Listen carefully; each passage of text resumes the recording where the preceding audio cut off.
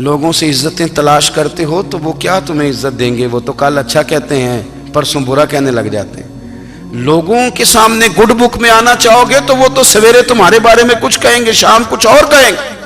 اپنی روحانی زندگی آباد کریں، اپنے مسلح کو وقت دیں، اور دنیا سے چھپ کر، اس موبائل کو بند کر کے اور اپنے آپ سے بھی چھپ کے اور تنہا ہو کے چھپا کے سارا کچھ اپنے آنسو اپنے رب کی بارگاہ میں پیش کریں، اس کے حضور حاضری دیں۔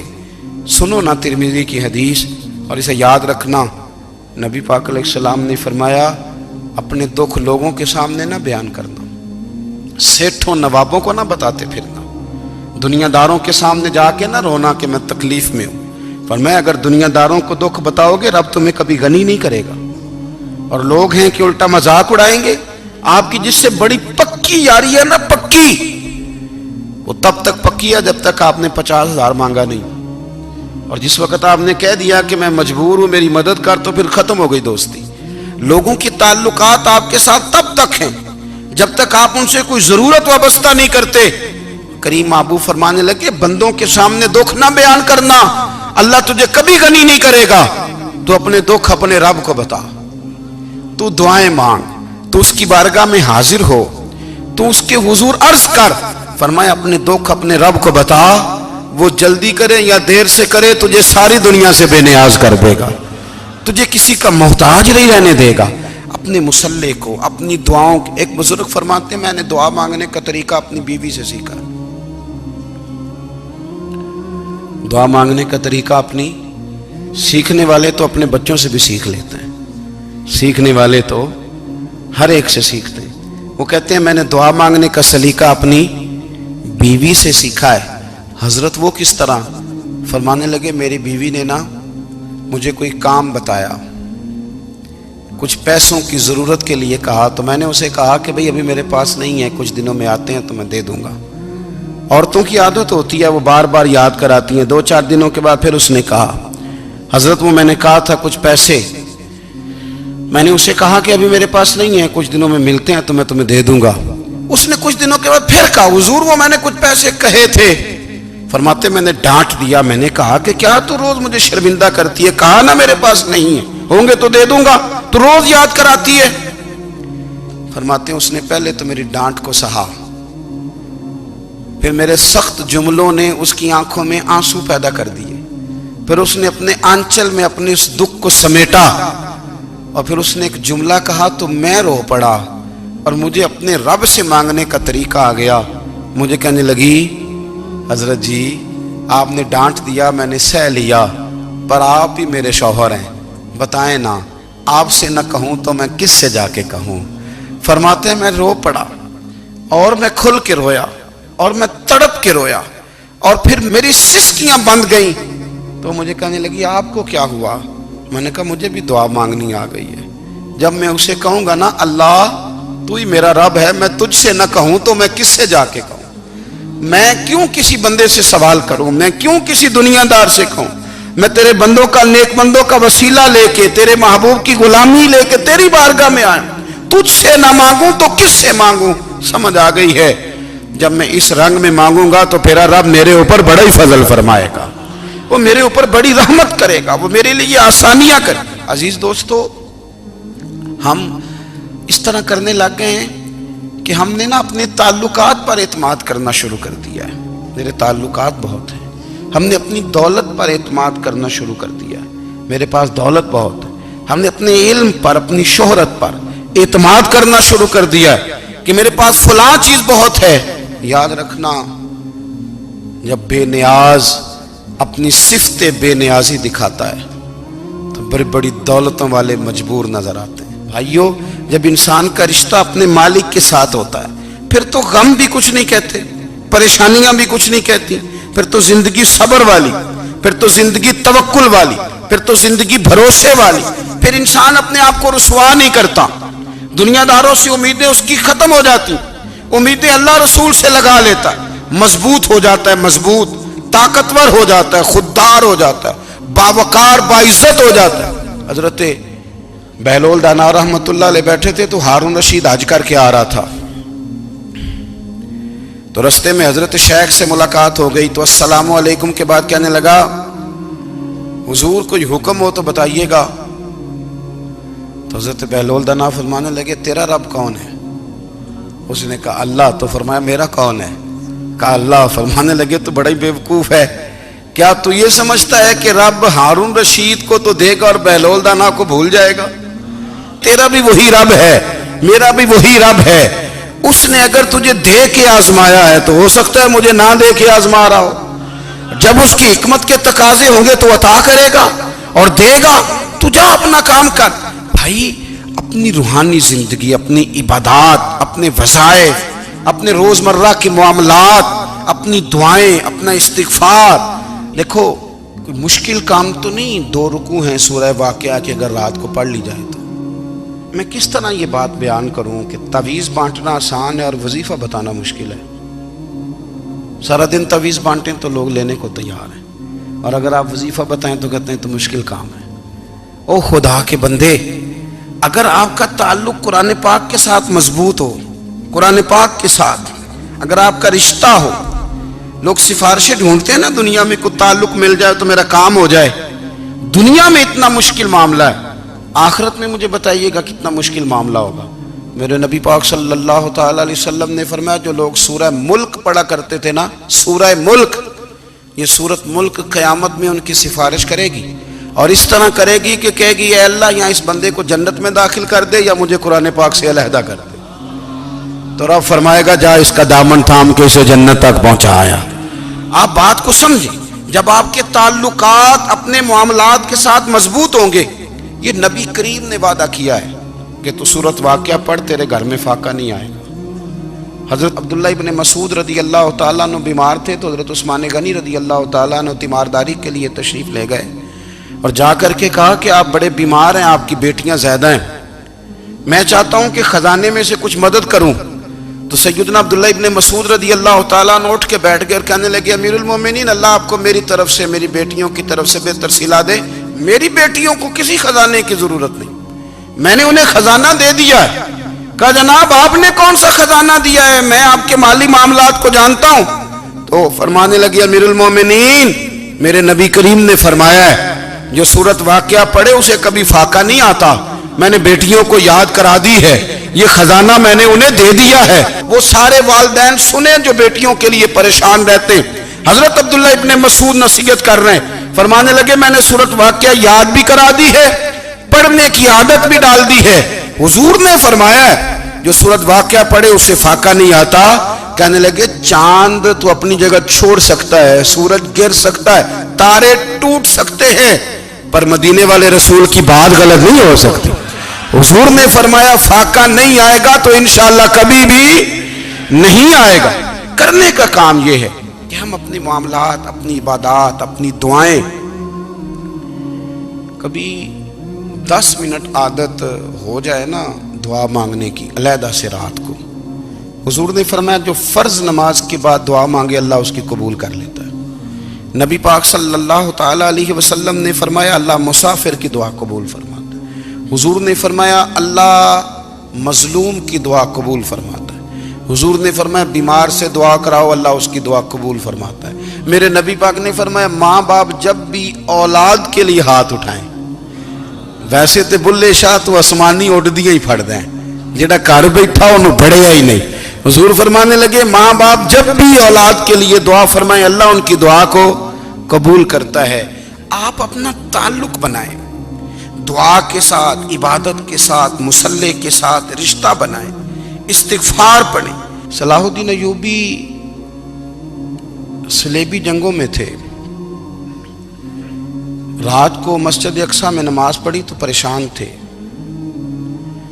ایک بزرگ سے ملاقات ہوئی تو وہ کہنے لگے کہ آپ بڑے پریشان ہیں۔ کہنے لگے حضور پریشان اس لیے ہوں کہ پہلے ہی مسلمان کمزور ہے، اب میں نے سنا ہے دشمن کا ایک بحری بیڑا وہ جنگی سامان سے بھرا ہوا آ رہا ہے، تو اب ان کے پاس اور تلواریں اور نیزے آ جائیں گے، مسلمانوں کے پاس پہلے ہی وسائل کی کمی ہے، پریشان ہو کس طرح کر کے مقابلہ کریں گے۔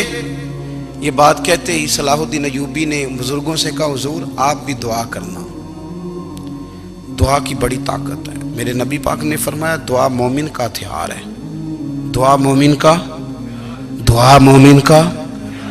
حضور نے فرمایا تقدیر کو سوائے دعا کے کوئی چیز نہیں بدل سکتی، دعا مومن کا ہتھیار ہے، یہ کافر کے پاس کوئی نہیں، یہ ہتھیار ہے مومن کا۔ اللہ کرے آپ کو سمجھ آئے، پھر سنیں، کئی بار کہہ چکا ہوں یہ ہتھیار ہے۔ کافر کے مقابلے میں جو تیرے پاس سب سے بڑا ہتھیار ہے وہ دعا ہے۔ دعائیں کرانی چھوڑ دی، کرنی چھوڑ دی، لینی چھوڑ دی۔ حضرت سیدنا انس بن مالک رضی اللہ تعالیٰ عنہ فرمایا کرتے تھے، میں نے وہ رنگ دیکھا ہے جب حضور دعا مانگتے تھے اور حضور کی مقدس آنکھوں میں آنسو بھی ساتھ ہی بہا کرتے تھے، میں نے وہ انداز دیکھا ہے۔ تو صلاح الدین ایوبی بزرگ سے کہنے لگے آپ بھی دعا کیجیے، اور خود رونے لگے اور سر سجدے میں رکھ کے رونے لگے، اور عشاء سے لے کر فجر تک روئے، خوب روئے۔ صبح وہ بزرگ آئے تو صلاح الدین ایوبی کا خوبصورت اور ہنستا ہوا چہرہ دیکھا، کہنے لگے آپ بڑے خوش ہیں، رات تو میں نے بڑے روتے ہوئے دیکھا تھا۔ تو کہنے لگے حضور وہ جو بحری بیڑا آ رہا تھا نا وہ پانی میں ڈوب گیا ہے، اب وہ نہیں آ رہا، ابھی خبر آئی ہے تو میں بڑا خوش ہوں۔ بزرگ کہنے لگے اٹھ سینے سے لگ اور سن ایک بات، وہ بحری بیڑا پانی میں نہیں ڈوبا، وہ تیرے آنسوؤں میں ڈوب گیا ہے۔ وہ جو تو رات رویا ہے نا رب کریم کی بارگاہ میں تو وہ ڈوب گیا ہے۔ حضرت عائشہ صدیقہ رضی اللہ تعالیٰ عنہ فرماتی ہیں ایک عورت تھی اور اسے نبی پاک صلی اللہ تعالیٰ علیہ وسلم نے نا وہ کلمہ پڑھ کے مسلمان ہوئی، مدینہ طیبہ آ گئی تو حضور نے مسجد نبوی شریف میں اس کے لیے مکان، ایک سادہ سا کمرہ ساتھ مسجد کے بنوا دیا، وہیں رہنے لگی۔ اکثر وہ سیدہ طیبہ کے پاس آتی تو حضرت عائشہ صدیقہ رضی اللہ تعالیٰ عنہ فرماتی ہیں وہ بڑی باتیں سناتی اور آخر میں کہتی وہ ہار والا دن بھی بڑا عجیب دن تھا اور میرے رب کی قدرتوں کا دن تھا، وہ بھی بڑا عجیب دن تھا۔ سیدہ عائشہ صدیقہ رضی اللہ تعالیٰ عنہ ایک دن فرمانے لگی کہ تو ہار والے دن کا بڑا ذکر کرتی ہے، وہ کیا دن تھا؟ تو خاتون کہنے لگی اماں جی وہ دن تھا جب میرے رب پر بھروسہ اور مضبوط ہو گیا، جس دن میرا اپنے رب پر توکل اور بڑھا، میرے ایمان میں یقین میں اور پختگی آئی۔ کہنے لگی میں ایک گھر کی کنیز تھی، نوکرانی تھی، اس گھر میں ایک بچی تھی جس کے پاس سونے چاندی ہیرے جواہرات کا ہار تھا۔ اس زمانے میں نا چمڑے کے اوپر لوگ ہیرے جواہرات لگاتے تھے، کئی دفعہ سرخ رنگ کے چمڑے پہ لگائے جاتے تھے، وہ بچی پہنتی تھی تو کہتی ہیں وہ بچی کے اس نے اتار کے رکھا یا اس سے گرا وہ ہار تو چیل اسے اٹھا کے لے گئی گوشت سمجھ کے اور میرے سامنے اٹھا کے لے گئی۔ گھر والوں نے مجھ سے پوچھا، یہ بخاری میں موجود ہے، گھر والوں نے پوچھا مجھ سے کہ وہ ہار کہاں ہے تو میں نے کہا چیل اٹھا کے لے گئی۔ گھر میں کچھ چوری ہو جائے تو سب سے پہلا الزام کس پہ لگتا ہے؟ ملازمین پہ۔ کہتے انہوں نے مجھے بڑا مارا، بڑی تکلیف تھی، حتیٰ کہ میری شرمگاہ تک کی تلاشی لی، میری عزت اتنی خراب کی میں بتا نہیں سکتی۔ میں نے اپنی زندگی میں ایک واقعہ دیکھا، ایک امیر گھر میں چوری ہو گئی، ملازم کو اتنا مارا کہ وہ چارپائی پہ پڑ گیا، پولیس والوں سے اتنی مار پروائی گئی کہ وہ بیچارہ چارپائی پہ پڑ گیا، اور پھر وہ اتنا بیمار ہوا اور کچھ دنوں کے بعد پتہ چل گیا کہ چور تو اپنا بیٹا ہے ان کا، پھر اس کا انتقال ہو گیا۔ اب وہ سیٹھ صاحب اور گھر والے آ کے نا مرنے والے کے کان میں معافیاں مانگ رہے ہیں، کان میں۔ تو میں نے ان سے پھر کہا تھا کہ یہ تو اب چلا گیا ہے، تمہارا زور چلتا تھا نا تو تم نے قانون خریدا اور تم نے اسے جتنا ہو سکا تم نے اسے مار پڑوائی، تمہارے پاس جو عدالتیں تھیں تم نے وہاں کارروائی کی، اب ایک عدالت قیامت کے دن لگے گی۔ یہ کمزور تھا نا، کچھ کر نہیں سکا۔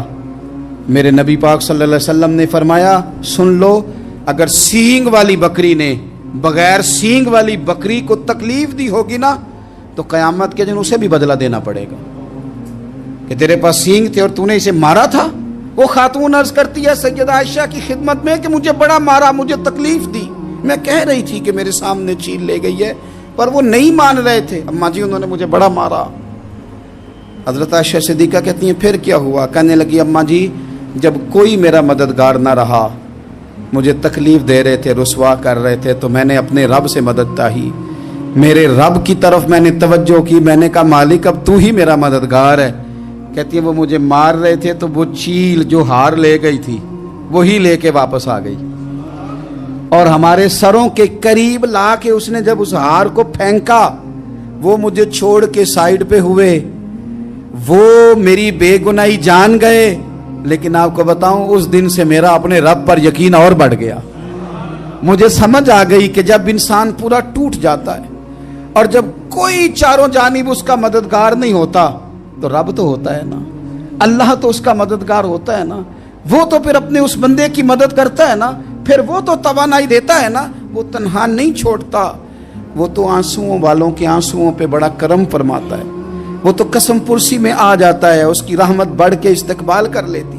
ओ मेरी मिल्लत के जवानों, मज़ा नहीं आ जाता जब सारी दुनिया सोई हो, सारी दुनिया, और बिस्तर भी गर्म हो और नींद भी पूरा गलबा कर रही हो, और अचानक घंटी बजे दिमाग में, आंख खुले, घड़ी पे नजर पड़े, 3:30-4 बजे का पैगाम घड़ी बताए, और कोई चढ़ती जवानी वाला उठ के वुजू करे, और जब वो मुसल्ला खोल के बिछाए तो मदीने वाले महबूब कहते हैं कि हर नमाज पे रब सवाब देता है, और जो उठ के तहज्जुद की नमाज पढ़े उसे देख के तो रब मुस्कुराता है, जो उसकी शान के लायक है, जो उसकी शान के लायक, वो मुस्कुराता है, खुश होता है कि मेरा बंदा तहज्जुद में उठ गया, वो मुस्कुराता है। काश हमारी सुबहें कभी अपने मालिक के नाम हो जाएं, काश के सुबह। हजरत अबुल हसन रहमतुल्लाह ताला अलैह हजरत माज इब्न जबल रदी अल्लाह ताला अन्हु के पास बैठा करते थे। फरमाते हैं उनसे जो प्यार बढ़ा तो फिर मेरा मुसल्ले से भी बढ़ गया। ताबी हैं, फरमाते हैं सहाबी रसूल से मोहब्बत हुई तो जिक्र से भी हो गई, फिर दुरूद शरीफ से भी हो गई, मोहब्बत उनसे बढ़ी तो फिर अल्लाह ने मस्जिद का प्यार भी बढ़ा दिया। आप फरमाते हैं कि मेरी हर वक्त तबीयत चाहती थी कि बस अल्लाह अल्लाह करूं, बस अल्लाह अल्लाह करूं, बस ना मैं जरा थोड़ी जान छुड़ाऊं लोगों से, को 10 मिनट मिले तो मैं कुछ 4 नफल पढ़ लूं, मैं थोड़ा सा ना बचूं लोगों से, और मुझे तस्बीह मिले तो मैं ना कुछ 400-500 दफा इस्तिगफार पढ़ूं, सुभान अल्लाह, अल्हम्दुलिल्लाह, अल्लाहु अकबर, ला हौला वला कुव्वता इल्ला बिल्लाह, मैं ना तस्बीहात पढ़ूं। फरमाते हैं कि बच्चे थे घर में 6-7, गुर्बत थी, काम मिलता कोई नहीं था, और मैं काम चोर नहीं था, काम ढूंढता था, पर अल्लाह की कुदरत के काम नहीं मिलता था। फरमाते हैं कि मैंने एक दिन अपनी अहलिया से कहा कि आज मैं फिर जाता हूँ काम ढूंढने, तो मेरी बीवी बड़ी फर्मा बरदार थी, पर उस दिन ना गुर्बत के हाथों तंग आके कहने लगी, आज नाना कोई तू चीज़ लेके आया, तो मुझसे बच्चों की भूख नहीं देखी जाती है, सब रोगां दा रोग मुहम्मद जिसदा नाम गरीबी, कंड बुला के लंघ जाते नहीं दोस्त यार करीबी, आज ना कुछ लेके आया तो मैं बच्चे लेके मेके चली जाऊंगी। शेख फरमाते हैं कि मैं बड़ा परेशान घर से निकला, पर मैंने सुबह से लेके जोर तक काम ढूंढा, काम मिला कोई नहीं, तो मेरे दिल में ख्याल आया चलो काम नहीं मिलता तो अल्लाह अल्लाह तो करे ना, चलो बंदों की मजदूरी नहीं मिलती तो रब करीम की इबादत ही करते हैं। फरमाते हैं कि मैंने ना फुरात के पानी से वुजू किया, नहर के, शदीद धूप थी, साथ रेत थी और रेत तप रही थी, मैंने अपना रुमाल वहीं मुसल्ला के तौर पर बिछा लिया, और फरमाते हैं कि जोर से लेकर असर तक नमाज पढ़ी, धूप भी पूरे जोर पे, पर मेरे सजदे का ज़ौक़ भी पूरे जोर पे। फरमाते हैं सूरज भी चमक रहा है और रब की इबादत का ज़ौक़ भी पूरे जोर पे, मैं सजदा करूं तो फिर मेरा उठाने को जी ना चाहे। मेरे उस्ताद लिखा करते थे, ये उनका शेर है, वो कहा करते थे मुझे सोज दे, मुझे साज दे, और मुझे नीम शब का न्याज दे, दमे सजदा खुद को मैं तोड़ दूं, मुझे ऐसा ज़ौक़ नमाज दे, और मैं तेरी बहार का फूल हूं, मैं खिला भी हूं तो तेरे लिए, मुझे मेरी शाख से तोड़ ले, मुझे अपनी जुल्फ का नाज दे।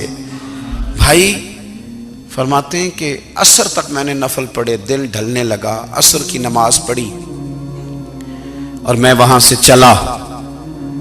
अब मैं जब निकलने लगा तो दिल में ख्याल आया कि छोटी छोटी दीवारें हैं घर की, बगैर कुछ लिए जाऊंगा तो बीवी दूर से देखेगी तो शोर करेगी कि फिर खाली हाथ आ गया है। कहते मैंने अपने उसी रुमाल में जिस पे मैंने नमाज पढ़ी थी ना, रुमाल में की आखी दे पंजाबी च साफा कहते हैं, उसी में ना मैंने कुछ रेत भर ली कि वो दूर से देखेगी तो समझेगी कुछ लेके आया है, चलो जाके उसे बता दूंगा कि आज फिर मजदूरी नहीं मिली। कहते हैं वो रेत लेकर जब मैं घर में गया तो पहले बीवी दरवाजे पे खड़ी होती थी, पूछती थी खाली हाथ आ गए हो? आज मैंने देखा तो है ही कोई नहीं। फरमाते हैं मैं अंदर दाखिल हुआ, सलाम लिए, कोने में मैंने वो रुमाल रख दिया और मैंने आवाज दी कि भली मानस कहाँ हो? तो वो कहने लगी आप मुंह हाथ धो ले, मैं रोटी लेके आई। मैंने कहा रोटी कहां से आ गई? यहां तो कई दिनों के फाके, तो कई दिनों की गुर्बत है, यहां तो इस घर में तो फकीरी है। फरमाते हैं कि वो रोटी लेके आई और उस वक्त की जो मौजूदा नेमतें थी, समझ ले सलाद अचार हर चीज साथ लाई। मैंने कहा कि बच्चे कहां गए? कहने लगी वो खाना खा के खेलने गए, आप खाना खा लें आ जाते। खाना उसने चुन दिया।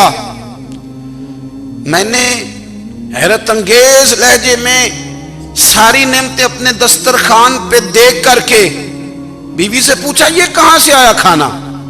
बच्चों को तूने कहां से खाना खिलाया? ये सारा कुछ कैसा है? तो कहने लगी पता नहीं आज आप किस करीम की मजदूरी करने चले गए थे, पता नहीं किस करीम की, मेरे घर में तो इतनी नेमतें आई हैं कि मुझसे संभाली नहीं जा रही, इतना अनाज है, इतना गंदुम है, किस करीम के दरवाजे आज चले गए थे? ये कहते कहते वो उठी और उठ करके कहने लगी पहले बड़ा कुछ आया था, अब क्या ले आए हो? और जा करके ना उसने वो रेत वाला रुमाल खोला। कहने लगे मैं तो लेके आया था रेत, तो मेरे रब ने उसे भी सोने और हीरे बना दिया था। जब आपकी तवज्जो अल्लाह की जानी, मेरे नबी पाक सल्लल्लाहु ताला अलैहि वसल्लम ने फरमाया हर चीज अपने रब से मांग, हर चीज मांग, हर चीज मांग। या रसूलल्लाह क्या कुछ? मेरे महबूब ने फरमाया तेरे घर में नमक भी खत्म हो जाए तो वो भी अपने रब से मांगा कर।